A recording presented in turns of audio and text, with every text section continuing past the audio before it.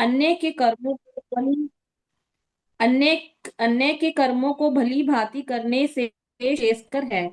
स्वयं के कर्मों को करते हुए मरना पराये कर्मों में प्रवृत्त होने की अपेक्षा श्रेष्ठतर है, क्योंकि अन्य किसी के मार्ग का अनुसरण भयावह होता है। प्रभु जी तात्पर्य पढ़ना है।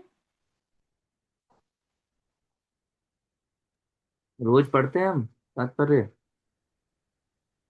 रोज पढ़ते हैं क्या माता जी? अच्छा, ठीक है, याद है तो फिर पढ़ लो। तात्पर्य। अतः मनुष्य को चाहिए कि वह अन्यों के लिए नियत कर्मों की अपेक्षा अपने नियत कर्मों को कृष्ण भावना अमृत में करे। भौतिक दृष्टि से नियत कर्म मनुष्य की मनोवैज्ञानिक दशा के अनुसार भौतिक प्रकृति के गुणों के अधीन आदिष्ट कर्म है। आध्यात्मिक कर्म गुरु द्वारा श्री कृष्ण की दिव्य सेवा के लिए आदेशित होते हैं। किंतु चाहे भौतिक कर्म हो या आध्यात्मिक कर्म, मनुष्य को मृत्यु पर्यंत अपने नियत कर्मों में दृढ़ रहना चाहिए। अन्य के अनिर्धारित कर्मों का अनुकरण नहीं करना चाहिए। आध्यात्मिक तथा भौतिक स्तरों पर ये कर्म भिन्न भिन्न हो सकते हैं, किंतु कर्ता के लिए किसी प्रामाणिक निर्देशन के पालन का सिद्धांत उत्तम होगा। जब मनुष्य प्रकृति के गुणों के वशीभूत हो तो उसे उस विशेष अवस्था के लिए नियमों का पालन करना चाहिए।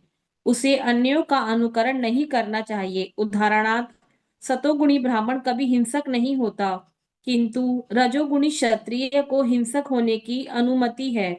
इस तरह क्षत्रिय के लिए हिंसा के नियमों का पालन करते हुए विनिष्ट होना उतना जितना श्रेयस्कर है, उतना अहिंसा के नियमों का पालन करने वाले ब्राह्मण का अनुकरण नहीं।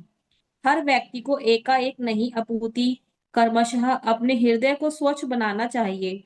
किंतु जब मनुष्य प्रकृति के गुणों को लांघकर कृष्ण भावना अमृत में पूर्णतया लीन हो जाता है, तो वह प्रामाणिक गुरु के निर्देशन में सब कुछ कर सकता है।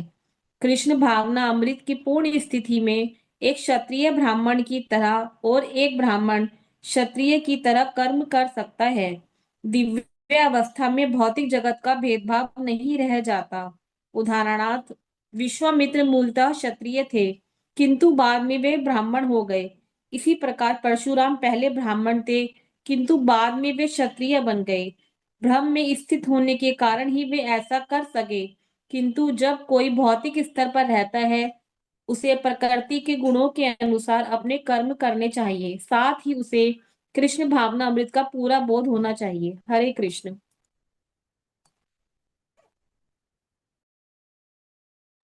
हरे कृष्णा माता जी।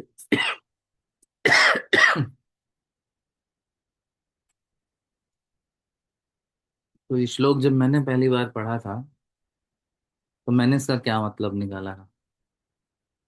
हम लोग शुरू शुरू में जब भक्ति में आते हैं तो क्या होता है, जैसे ऑफिस में भी होते हैं तो टाइम निकलता है तो भगवत गीता पढ़ते हैं खुद से।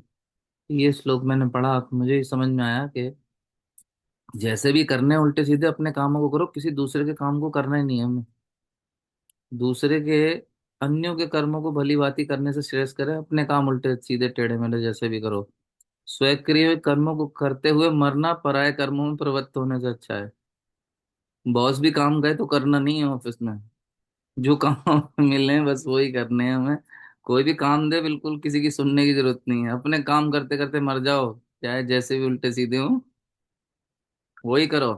किसी और के कामों को करने की कोई जरूरत नहीं है। ये आ रहा है ना समझ में? लेकिन कहना क्या चाह रहे हैं यहाँ पे, कि व्यक्ति को अपनी प्रवृत्ति के अनुसार जो है कृष्ण भावनामृत में कार्य करना चाहिए। इनफैक्ट कृष्ण भावनामृत में क्या, अपने भौतिक जीवन में भी हम देखते हैं प्रवृत्ति के अनुसार कार्य करते हैं ना। कुछ माताओं की नेचर होती है, वो गृहस्थी में ही रहना चाहती हैं। उन्हें अच्छा लगता है झाड़ू खटका करना, बर्तन मांजना, बच्चों का लालन पालन करना, घर सजाना, साफ सफाई करते रहना, बस इतना। अपना खाना पीना हुआ, उन्हें कोई लेना देना नहीं कि घर में क्या क्या होगा, आर्थिक स्थिति कैसी है। उनके हिसाब से वो पति का काम है, वो कमाए, बाहर जाके जो करना है करे, कमा के लेकर आए, ऐसा भाव रहता है। लेकिन कुछ माताओं की क्या मेंटेलिटी होती है, कि नहीं, हमें तो इंडिपेंडेंट बनना है, हमने इतनी पढ़ाई करी है, हमने एमबीए किया है, हमने एमटेक करा है, हम कोई घर में झाड़ू बर्तन थोड़ी ना करेंगे, हम कोई रोटियां सेकने के लिए, आटा गूंदने के लिए थोड़ी ना है, हम तो जॉब करेंगे, हम इतना पढ़ाई लिखाई हमने किया है। ये भाव रहता है। तो फिर जब भाव रहता है, भाव किस चीज पे आधारित रहता है वो, क्योंकि उनको प्रकृति ने इस प्रकार के गुण दिए हैं, इस प्रकार की मानसिकता दी है, तो फिर वो उसके अनुसार कार्य भी करते हैं, प्रयास करते हैं। कभी कभी अनुमति नहीं मिलती, वो एक अलग बात है, लेकिन वो ऐसा प्रयास करते हैं कि हम उसके अनुसार, जो हमारी प्रवृत्ति है उसके अनुसार कार्य करें। तो जब व्यक्ति अपनी प्रवृत्ति के अनुसार कार्य करता है तो वो अधिक प्रसन्न भी रहता है, और वो अच्छे अच्छे रिजल्ट्स जो है वो लेकर आता है।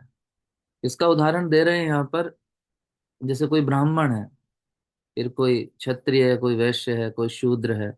ये जन्म के आधार पर लोग आजकल बात करने लगे हैं, लेकिन यहाँ पर जो बात हो रही है गुणों के आधार पर हो रही है, जन्म या जाति के आधार पर बात नहीं कर रहे हैं। आजकल तो कहने को ब्राह्मण होता है व्यक्ति, लेकिन वो मांसाहार करता है, वो ब्राह्मण नहीं है। जो प्रकृति से क्षत्रिय है ऐसा व्यक्ति होता ब्राह्मण परिवार में है, लेकिन होता बिजनेसमैन माइंडेड का है, तो फिर वो वास्तव में वो वैश्य है।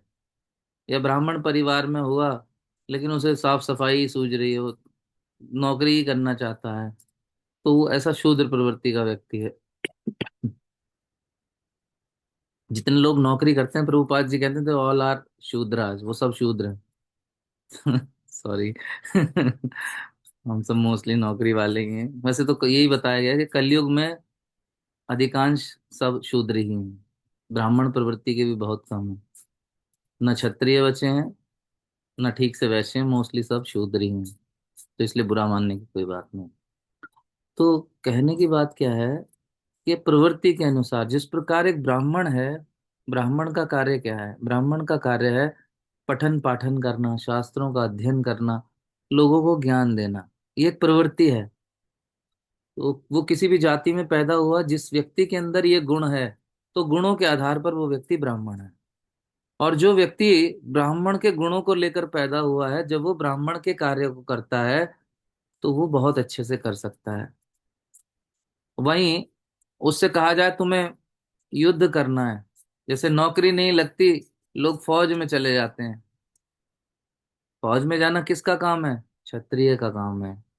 अब प्रवृत्ति तो ब्राह्मण की थी, नौकरी नहीं मिल रही थी, कहीं फौज में नौकरी लग गई, बॉर्डर पे युद्ध चल रहा है, तो उनसे बंदूक उठाना मुश्किल हो जाता है। शत्रु पक्ष से लड़ाई हो रही है तो उनके सीने में छुरा घोंपना उनके लिए मुश्किल हो जाता है। तो कहने का तात्पर्य क्या है, अपनी प्रवृत्ति के अनुसार क्योंकि उसको कार्य नहीं मिला, तो वो अच्छा रिजल्ट नहीं दे पाता। वहीं एक शूद्र व्यक्ति, वो क्षत्रिय व्यक्ति इस युद्ध के कार्य को बड़ी आसानी से कर सकता है। लेकिन उस शूद्र व्यक्ति ने क्या किया, वो सॉरी क्षत्रिय व्यक्ति ने क्या, इस्कॉन ज्वाइन कर लिया, क्षत्रिय प्रवृत्ति के व्यक्ति ने। अब उसको कह रहे हैं कि भाई तुझे नाम जप करना है, तुम्हें प्रचार करना है, तुम्हें घर घर जाके पुस्तक वितरण करना है, तो उस क्षत्रिय प्रवृत्ति का व्यक्ति वो कार्य नहीं कर पाता है, उसको कठिनाई आती है। वहीं वैश्य है, बनिया है, बनिया क्या करेगा? बनिया का काम केवल 3 13 99 का फेर, वो जिससे भी मिलेगा अपने पिताजी से भी बात करेगा, तो वो ये सोचेगा कैसे इसमें 10 रुपया बना लिया जाए। तो ये प्रवृत्ति क्या है? वैश्य प्रवृत्ति है। और वैश्य प्रवृत्ति वाले को कहा जा रहा है कि आपको ब्राह्मण का कार्य करना है, आपको भगवत गीता का ज्ञान निशुल्क मुफ्त में बांटना है। और उसने क्लास लेनी शुरू करी तो वो ये भी सोचेगा कि कैसे अब इनसे 200 200 रुपये महीना लेने लगूं, कोई स्कीम चला देता हूँ कि भाई 200 रुपये महीना दे दिया करो, मैं भगवत गीता पढ़ाता रहूंगा। तो ऐसी प्रवृत्ति क्या है? वैश्य प्रवृत्ति है। तो सब गड़बड़ हो जाएगा। तो जिसकी जो प्रवृत्ति है उसके अकॉर्डिंग यदि वो व्यक्ति कार्य करता है तो वो अच्छे रिजल्ट ला सकता है। कौन बताएगा? अब जैसे भौतिक जगत में हमारे मेंटोर होते हैं, वो हमारे गुणों को पहचान लेते हैं, हमारे टीचर्स, फिर वो मार्गदर्शन करते हैं कि बेटा तुम्हारे अंदर ये गुण है, तुम्हें ये फील्ड चुनना चाहिए, तुम्हें ये फील्ड चुनना चाहिए। और फिर जब अपनी प्रवृत्ति के हिसाब से व्यक्ति चुनता है तो अच्छा कर लेता है। वैसे ही आध्यात्मिक जीवन में असली मार्गदर्शक कौन है? गुरु। गुरु बताएगा कि आपके अंदर प्रवृत्ति क्या है। गुरु आपको पहचान लेते हैं। तो आपकी प्रवृत्ति के अकॉर्डिंग जब आपको सेवा देते हैं तो आप बहुत अच्छा प्रदर्शन कर सकते हो अपने आध्यात्मिक जीवन में। प्रगति कर सकते हो। तो गुरु के बिना नहीं चलता है। प्रभुपाद जी जो थे, जब अपने गुरु से पहली बार मिले तो प्रभुपाद जी को उनके गुरु ने क्या कहा, तुम बड़े पढ़े लिखे व्यक्ति लगते हो। तुम्हारी अंग्रेजी भी अच्छी है, पाश्चात्य देशों में जाकर प्रचार करो। देखिए, फर्स्ट मुलाकात ने उनको कहा।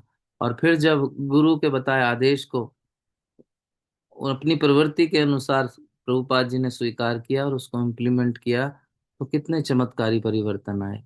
वहां कोई जबरदस्ती नहीं थी, किसी प्रकार का कोई प्रेशर नहीं था, लेकिन कितना अच्छा किया। तो मार्गदर्शक कौन है? गुरु। गुरु की शरण बहुत आवश्यक है, चाहे भौतिक जीवन हो या आध्यात्मिक जीवन।